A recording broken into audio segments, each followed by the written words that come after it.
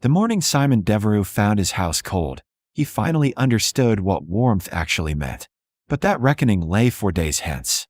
On the November afternoon when Margaret Thornby first arrived at Haverstone Hall, she knew only that her brother was dead, and the letter in her pocket made her a servant in the house that should have been her home. The estate carriage delivered her to the kitchen entrance, not the front, never the front. She wore brown wool, carefully mended, her dark hair pinned severely beneath a plain bonnet.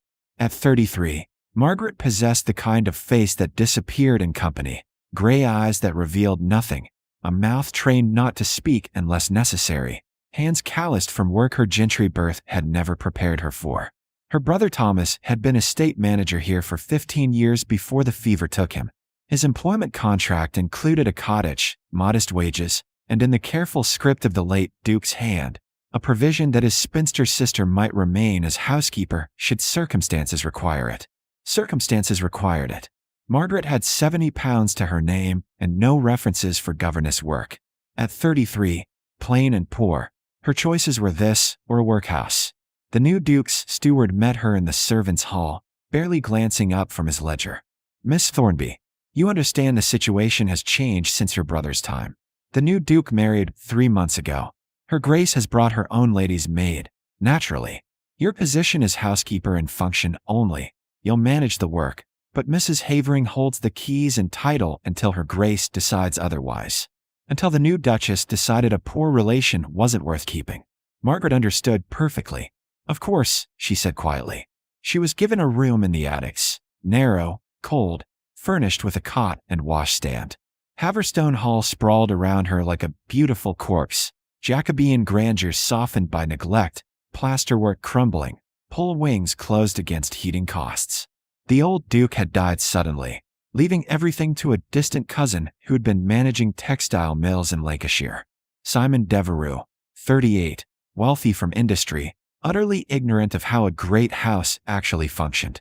He'd married quickly, a London bride, pretty and appropriate.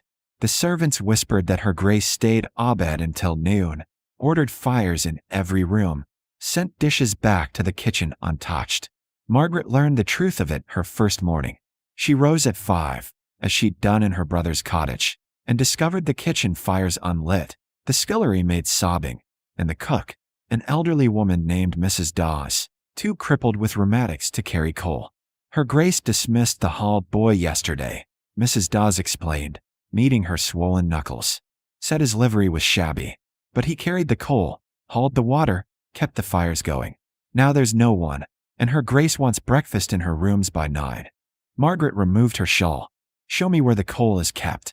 She spent that first day hauling scuttles from the cellar, carrying water from the pump, scrubbing grates her brother would have been horrified to see her touch. Her hands blistered. Her shoulders burned. She worked in silence while the new Duchess slept until 11, then complained the chocolate was cold. By the third day, Margaret understood the pattern. Her Grace rose late, dressed elaborately, spent afternoons rearranging furniture in the drawing room, or ordering new wallpaper they couldn't afford. She spoke to servants by snapping her fingers. She left fires burning in empty rooms while the kitchen stayed cold. The Duke, meanwhile, spent long hours in the estate office, trying to decipher 15 years of her brother's meticulous records, looking increasingly exhausted. He didn't see Margaret. No one did. She moved through Haverstone like a ghost, banking fires before dawn, carrying wood, mending linens the Duchess discarded as unfashionable, stretching the household accounts to cover her. Brace's enthusiasms. When the Duchess ordered new draperies, Margaret quietly sold her mother's garnet brooch to pay the coal merchant. On the 8th morning, Margaret woke to the first hard frost. She dressed in the dark and went down to find the kitchen fire dead and Mrs. Dawes weeping. "The coal's almost gone," the cook whispered. "I told Mrs. Havering yesterday we needed more, but she said her Grace had ordered it spent on the drawing room fires for her card party. Now there's nothing for the range, and how am I to cook breakfast, let alone dinner?" Margaret stood in the cold kitchen, her breath misting. Through the doorway, she could see the main house, windows blazing with light and heat, fires burning wastefully in rooms no one occupied. She made a decision then. Quiet, practical, final. "I'll manage breakfast," she said. "After that, I'll be gone." By noon, Margaret had served breakfast, written out careful instructions for maintaining the household with what little resources remained, and packed her single bag. She left a brief note on Mrs. Havering's desk, professional, emotionless, giving a week's notice she wouldn't actually serve. She walked down the servants' stairs one last time and out into the November cold. She had £43 left and the address of a registry office in York. It wasn't hope, but it was somewhere to go. She didn't look back at Haverstone Hall. Margaret was 2 miles down the road when the Duke of Haverstone discovered his house was dying. He'd woken later than usual, his wife still sleeping, and gone downstairs expecting breakfast. Instead, he found the dining room cold, the sideboard empty, and Mrs. Havering in the hallway looking flustered.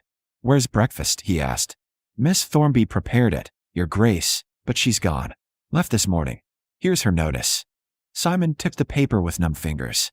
The handwriting was precise, beautiful. "I regret that I can no longer fulfill my duties at Haverstone Hall. I have left instructions for essential household maintenance. Thank you for the opportunity to serve. M. Thornby." Who was Miss Thornby? Mrs. Havering blinked. "Your late estate manager's sister, Your Grace. She's been acting as housekeeper since you arrived. Surely you've seen her." He hadn't. He'd been drowning in account books, trying to understand how his predecessor had managed such a sprawling estate, barely surfacing except for meals and his wife's increasingly frequent complaints about the servants' inadequacy. Why did she leave? Mrs. Havering's expression went carefully blank. "I couldn't say, Your Grace. Perhaps the kitchen staff might know more." In the kitchen, Simon found chaos. Mrs. Dawes sat crying by a cold range. The scullery maid was trying unsuccessfully to light kindling with shaking hands. The air smelled of ash and desperation. "What's happened?" "The coal's gone, Your Grace." Mrs. Dawes wiped her eyes. "We've nothing to cook with." Miss Thornby kept this going long as she could. She'd haul coal herself when there was no one else, rise before dawn to get the fire started so we could make breakfast. But last night Her Grace ordered the last loads burned in the drawing room for her card party, and now. Something cold settled in Simon's chest. Miss Thornby hauled coal. Every morning this week, Your Grace. Her hands were that blistered. And the water, the pump's 50 yards from the house, and she'd carry it herself rather than wake Ginny at 4 in the morning. She never complained, never asked for help, just did what needed doing. Simon turned and walked through his house with new eyes. Fires blazing in the drawing room, empty since yesterday. Fires in his wife's dressing room, her morning room, the gallery where she'd never once walked. Every grate full of expensive coal. Meanwhile, the kitchen was freezing. The servants' hall unheated. The workrooms dark. He climbed to the attics and found Margaret's room. A narrow cot, neatly made. A basin with a crack she'd mended with wire. On the small table, a stack of account books in that same precise hand. Detailed records of every penny spent, every economy made, every crisis averted. Notes in the margins. Spoke to coal merchant. "We'll accept payment in 2 weeks if we can manage £10 now. Mended drawing room drapes rather than replace. Reduced candle order by half. Household can manage with what we have." Beneath the accounts, he found a pawn ticket. Fort Garnet jewelry. Dated a week ago. The amount precisely matched the coal merchant's bill. She'd sold her own belongings to heat his house, while his wife slept until noon and complained the chocolate wasn't hot enough. Simon stood in that cold attic room and felt shame like a physical weight. He brought industrial efficiency to Haverstone, new contracts, modern accounting, ruthless cost management. He thought himself so competent, but he hadn't seen that his house was running on one woman's silent labor, on her burned hands and broken sleep and sacrificed possessions. He'd let someone valuable become invisible. "Send for my horse," he told the footman.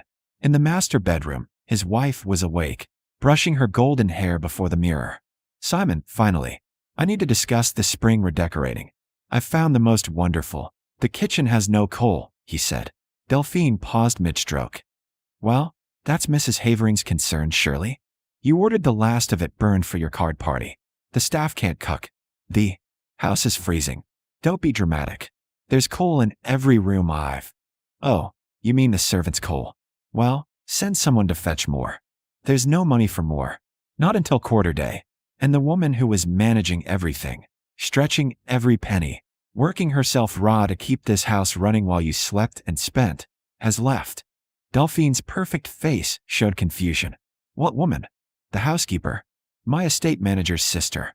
A gentlewoman who's been hauling coal and carrying water like a scullery maid because we had no hall boy and you wouldn't notice if the walls were falling down around you. How dare you speak to me? I gave you a house, Simon said, his voice hard. You've treated it like a hotel. Servants aren't furniture, Delphine. And someone who works before dawn so you can have hot chocolate at 11 deserves better than invisibility. He left her staring after him. The steward told him Margaret had gone toward York, on foot. Simon took his fastest horse and followed. He found her an hour later, walking steadily in wool gone shabby from work. When his horse's hoofs sounded behind her, she moved to the verge without turning. Miss Thornby. She stopped, turned slowly. Her face was composed, gray eyes carefully empty. Your Grace. He dismounted, standing in the road like a fool. The house is falling apart without you. Mrs. Dawes knows how to manage the range. Jenny can learn to carry water. They'll adapt. Her voice was perfectly polite, perfectly distant. I didn't know, Simon said. I didn't see you. No one was meant to, Your Grace. That's what service means. You're not a servant. You're my late manager's sister. A gentlewoman who should have been treated with respect, not worked like. He stopped. I found your accounts. The pawn ticket. Margaret's expression didn't change. The coal merchant needed payment. You sold your mother's jewelry to heat my house.